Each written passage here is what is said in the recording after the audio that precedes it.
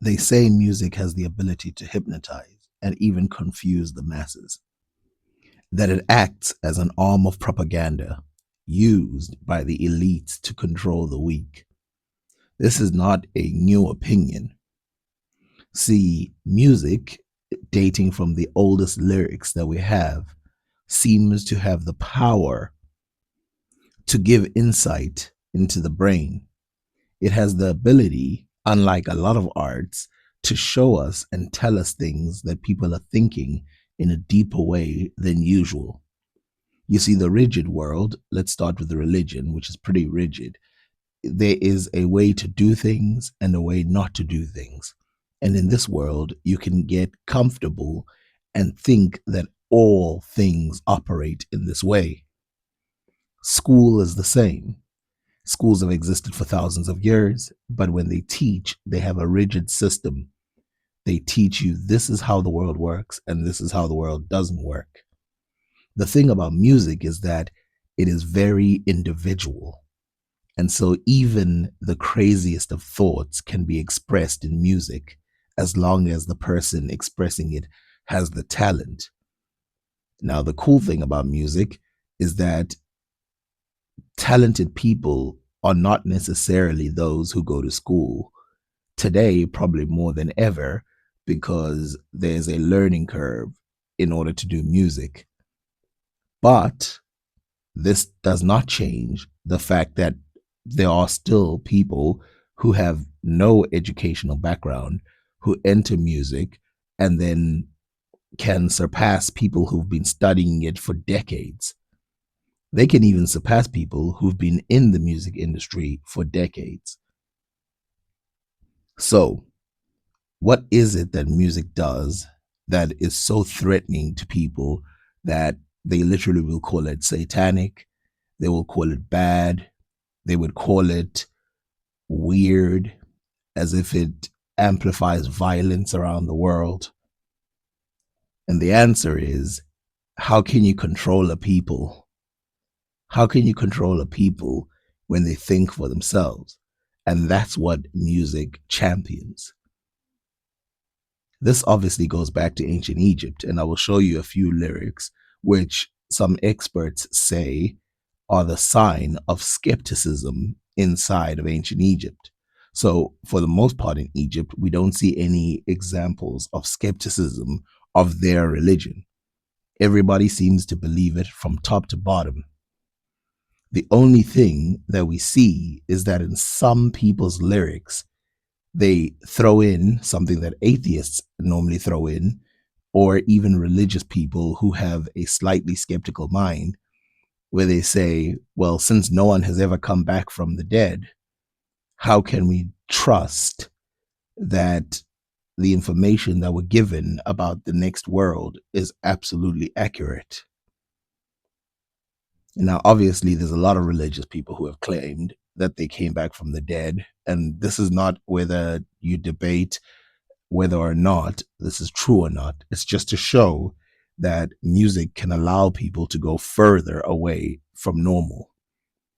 If you look at Christian lands, or if you look at Islamic lands, or if you look at general Abrahamic faiths that stray away from talking about intimate details between romantic partners, when it comes to art, they express these heavily, even being too expressive about their relationship in the bedroom. Again, this artistic license is given to the musician because music has two things going for it. One, the way that it is so religious in itself that even if you disagree with the message, you could love the music. I mean, there's several examples of this. And then the other side of it is that there's a lot of plausible deniability due to the fact that music doesn't always use correct terms or speak correctly. So, we can think of hundreds of lyrics where they misspeak words on purpose in order to make them rhyme, in order to make them sound better, in order to make them more beautiful, in order to invent new words inside of music. And they do this because it changes everything. Before I read this, which is the one that is said to show skepticism of the next world, I have to first make one more comment. Music is poetry to a beat, or music is poetry to an instrumental. You see, there's a thing where people think that poetry is dead or people don't care about poetry, but you can see the way lyrics can move people in real life. Those lyrics, even though they follow their own ways and can follow their own rhythmic styles, they are simply just poetry. If read different, they can absolutely be a poem. I mean, especially something like rap music. In fact, I've seen some rappers, especially from a long time ago, who take both nursery rhymes and popular poems and mix them in order to create a new song. So let's read this, but I will do a dry read first, and then we can break it down and see what exactly this person is talking about. Now, I want to remind you, as people who can speak English, that what you're seeing is all contextual. And sometimes when you see something in music, you're adding what's there. The person might have never said what you're saying. And then, secondly, this is translated from ancient Egyptian. So the context could be completely different. Imagine, I mean, let's take DMX. Y'all gonna make me lose my mind, for example. Imagine translating that to Arabic or another language.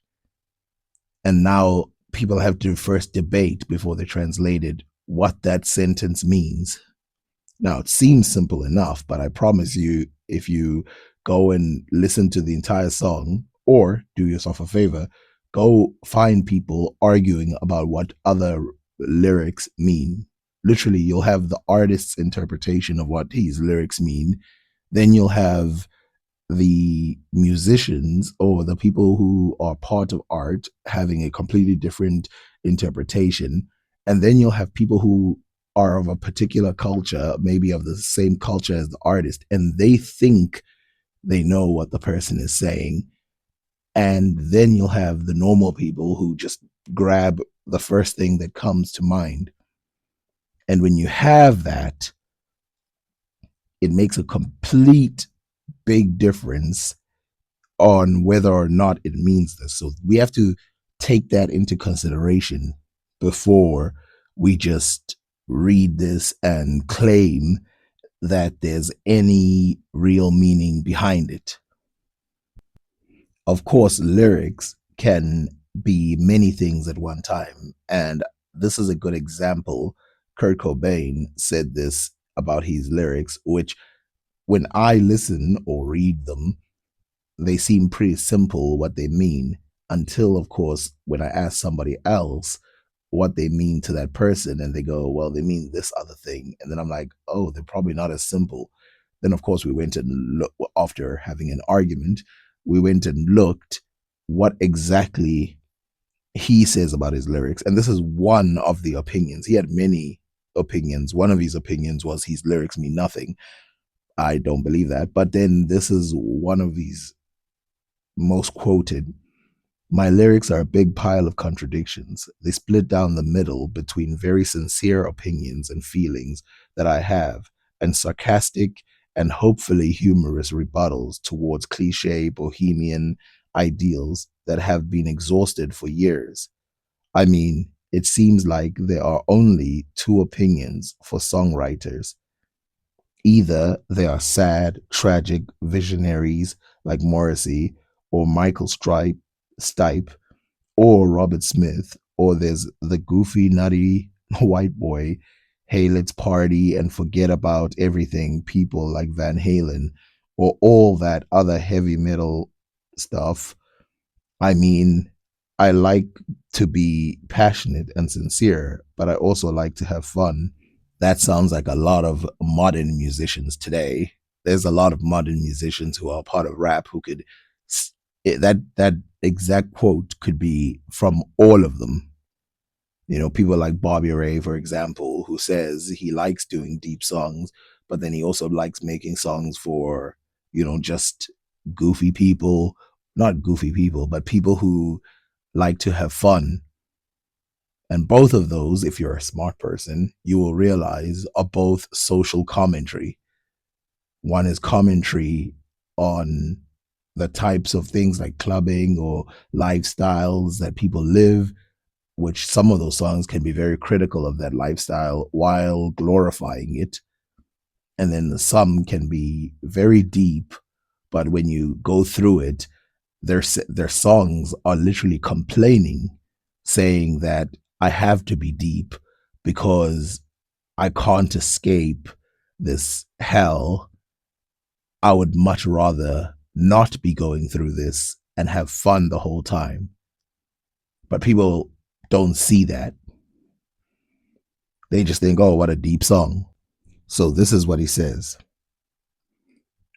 He is happy, this good prince. Death is a kindly fate. A generation passes, another stays. Since the time of the ancestors, the gods who were before rest in their tombs. Blessed nobles, too, are buried in their tombs. Yet those who built tombs, their places are gone. What has become of them? I have heard the words of Imhotep and Horjadef, whose sayings are received in whole. What of their places? Their walls have crumbled. Their places are gone, as though they had never been. None comes from there to tell of their needs, to calm our hearts until we go where they have gone. Hence rejoice in your heart.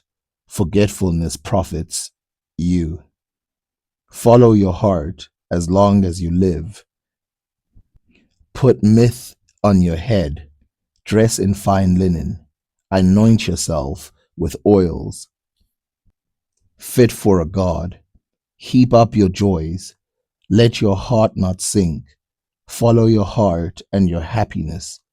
Do your things on earth as your heart commands. When there comes to you that day of mourning, the weary hearted Osiris hears not their mourning. Wailing saves no man from the pit. Make holiday, do not weary of it. Lo, none is allowed to take his goods with him. Lo, none who departs comes back again. Now, there is so much here that sort of does what Kurt Cobain was talking about. It starts off very serious, somewhat religious, and then it starts to criticize the typical belief of the ancient Egyptians.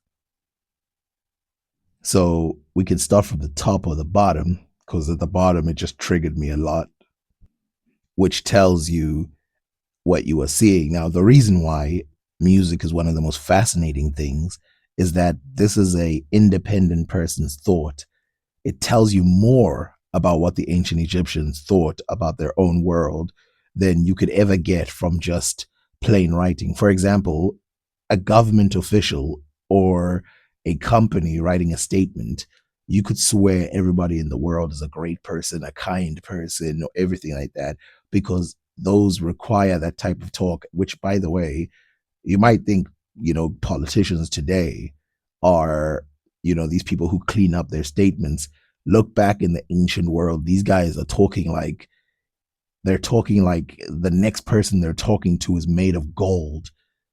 It's stuff like my brother who is anointed by the gods who blah blah blah. Like they say things that absolutely are not true. They praise each other like it's nobody's business. The lands of Egypt, of the people who, and then you get people things like this, songs that can down the people and say, oh, Egypt, destitute. So these type of songs are made by a harpist, and they're called hop songs. This is one of the most well known ones because, of course, they examine what exactly does this person mean. So, of course, we start with something, and I will show you why it's a contradiction later. But as we read it by itself, he is happy, this good prince. He's talking about the prince that has died. Death is a kindly fate. Again, not controversial in ancient Egyptian writings, but you can see here there can also be a hint of sarcasm about what he is saying. A generation passes, another stays, since the time of the ancestors. This again sort of tells you the real part versus the religion, because obviously we imagine that ancient Egyptians can't separate religion from what we perceive as reality. And so in their thinking, they can't even separate. But clearly here, he is showing that he's saying that, the ancestors themselves are not alive. The only people who are alive is this generation right now. The gods who were before rest in their tombs. Blessed nobles, too, are buried in their tombs. Yet those who built tombs, their places are gone. So you can see exactly here, it's already getting this bit of negativity, which started with a pretty, I would say this gives me evidence that it was a sarcastic thing that he said, he is happy, this good prince. Death is a kindly fate. And then he goes and lists negatives of the dead, that their tombs are crumbling, that they're forgotten. What has become of them? I have heard the words of Imhotep and Hojer Deaf, whose sayings are recited in whole. So you can see here, he is saying that don't mind what I'm saying. I too know what you know. I know about the religion. I know about the promises of the afterlife. I know what Imhotep says, and I know what the chroniclers say happens after you die. And I know that this is the promised fate for every Egyptian whose sayings are recited in whole. What of their places? Their walls have crumbled. Their places are gone. So again, this is a direct attack at the religion, because the guy is saying, okay, so we put them in the tombs. As you can see, they're the gods who were before us rest in their tombs. That's where they rest. They're in their tombs, they're resting. But these people's tombs are ruined now. So what of that? If you connect it all together, then is death a kindly fate? And then he says, let's carry on. Their walls have crumbled, their place are gone, as though they had never been. Now, that is a very profound statement to say, as though they had never been. If you can't even prove you existed before, and yet you're claiming that you can go to another world, and how can they even recognize you in that other world when there is no proof of you? Which is almost worse than living an uneventful life. You're basically like you never existed at all. Now, the next part is what I would call the party part of the statement. Remember when Kurt Cobain says he sometimes likes to talk about sort of goofier topics or whatever they want to call it, things that are of this world, really, rather than the serious, which the first part is serious no matter how you look at it. And this is the part that is highlighted when you look this song up. Their places are gone, as though they had never been. None comes from there to tell of their needs. Now, think about ancient Egyptian religion. Think about what I said about how priestesses can communicate with the other side and all of that. None comes to express their needs. It seems like a very modern word, but if you look at Sumerian music, if you look at Islamic music, if you look at Arabic music or Christian music, you will find this type of sentiment or this type of explanation there too. Which is why, by the way, this is not blatant, which is why they say it's skepticism, not doubt. It's not atheism, it's just skepticism. So he says, as though they had never been. None comes from there to tell of their needs, to calm our hearts. So, of course, that is very deep. Until we go where they have gone, hence rejoice in our hearts. So, of course, easy. Forgetfulness profits you. Now, this part where he says forgetfulness profits you is, I think he's saying, forget that death even exists, because you will be in a much happier place while you're still alive. Again, this goes against the religion, since at all times the religion is, in a weird way, a death cult. And almost every Abrahamic religion follows through the ancient Egyptians in this way, where the life you live now is not as important as the life that you're going to live after you pass. But he says the opposite here. Forgetfulness profits you. Follow your heart as long as you live. So while you're still alive, do what you want to do. Put myrrh on your head. So you can see here, he's trying to express luxury. Put myrrh on your head. In other words, indulge in this world. Dress in fine linen. Again, indulge in this world. It's not about the next one. Anoint yourself with oils fit for a god. Heap up your joys. This is like the ancient Egyptian version of you only live once, so go crazy. Heap up your joys. Heap up your joys. Just think about that statement. A heap. Anything that brings you happiness, just stack it up. Make as many good moments as you want. Let your heart not sink, which is basically another way of saying, do not allow yourself to have any bad moments in your life. Follow your heart and your happiness. Do your things on earth as your heart commands. This is literally telling you, just live your own way. Follow your own direction.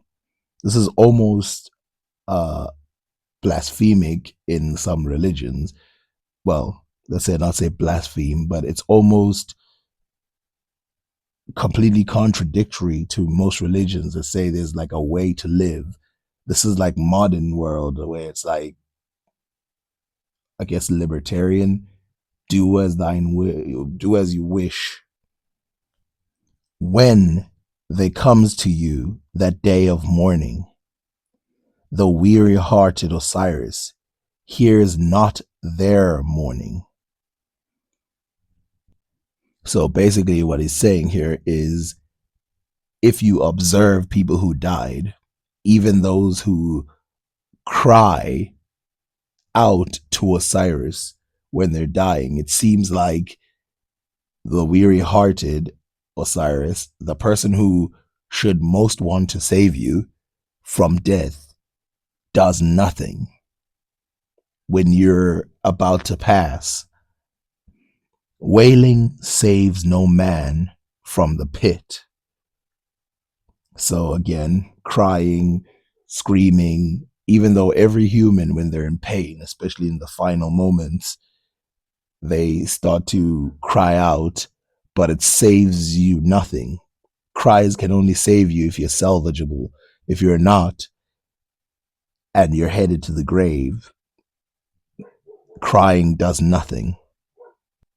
And this is probably the deepest part about this. This is why I say, even though he's just saying, live your life, do whatever you want, those songs, they almost always have a deep message embedded in them. Their social commentary, where he says, wailing saves no man from the pit.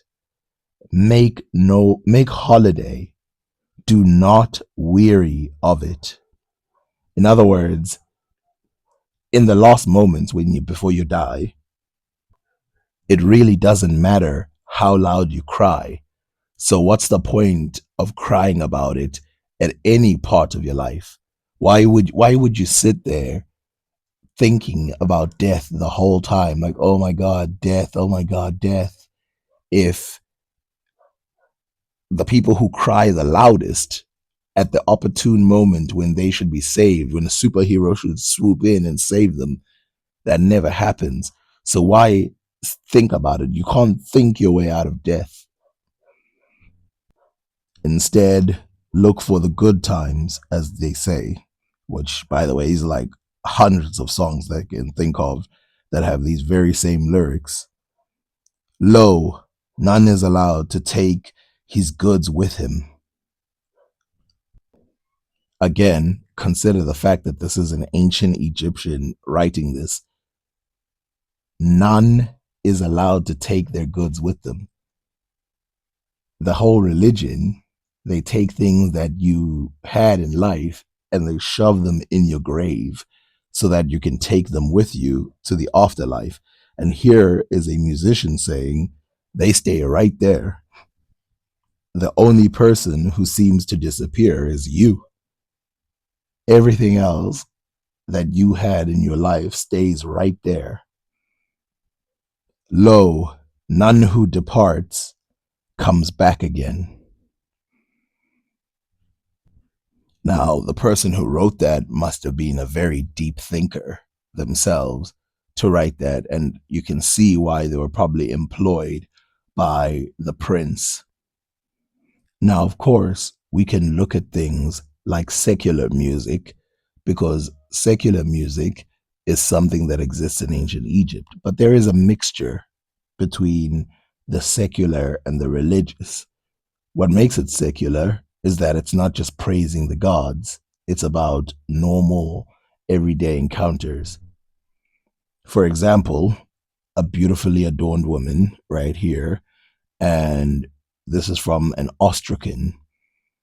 And these are the three that I'm going to read are love songs. The love of my beloved is there on the other side. The river swallows my body. Noon is strong in this season, and a crocodile is waiting on the sandbank. Still I go down to the water, wading through the waves. The crocodile I find is like a mouse, the floodwaters like land under my feet. It is her love that makes me strong, so she will cast a water spell for me, and I will see the one whom my heart loves standing right before me. If I can say one thing about this, is that clearly the creativity of humans has been something that's been around for thousands of years, because that is crazy. That is ridiculously good. The next one says, would that you come to your beloved swiftly as a gazelle leaping across the desert, its legs racing, its limbs wearing, its body riddled with fear. The hunter is behind it, a dog at its side, but they cannot even see its dust. So basically, it's someone calling their lover saying, "Can you hurry?" And then he gives a bunch of animal comparisons. The next one says, "I pass by his house, finding its door open. My beloved stands beside his mother, his siblings all around him. He looks at me as I pass, but I alone rejoice. Had his mother known my heart, she would have gone inside for a moment. O golden one, put that in her heart so I may bury to my beloved and kiss him before his companions." Now, to finish off, I'll give a final so that I can show you the problem with having something from ancient Egypt and then we have to translate it. This is a different translation of the same song we saw earlier. So this is translated by a different person, but it's the same one. "How reposed is the righteous Lord! The kindly fate has come to pass. Bodies pass away since the times of the gods. New generations come in their place. Ra shows himself at dawn. A tomb goes to rest in the western mountains. Men beget, women conceive. Every nostril breathes the air. Dawn comes, and their children have gone to their tombs. Make holiday, O priest. Put incense and fine oil together to your nostrils, and garlands of lotus and flowers to your breast, while your sister, who you love, sits at your side. Put song and make music before you. Cast all evil behind you. Think of your joys until the day has come of landing at the land that loves silence, where the heart of the one whom he loves does not weary. Make holiday, Neferhotep, the justified, good priest, pure of hands. I have heard all that had happened to thee. Their buildings have crumbled. Their dwellings are no more. They are as if they had not come into being since the time of the god." It's easier to talk about lyrics than it is to talk about what the sound of ancient Egypt sounded like.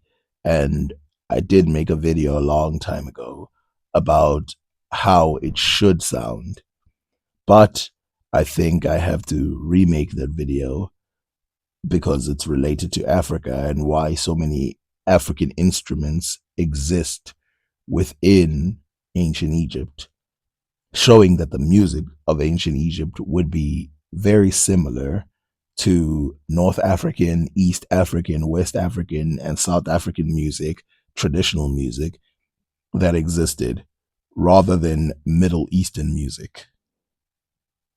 Thank you very much.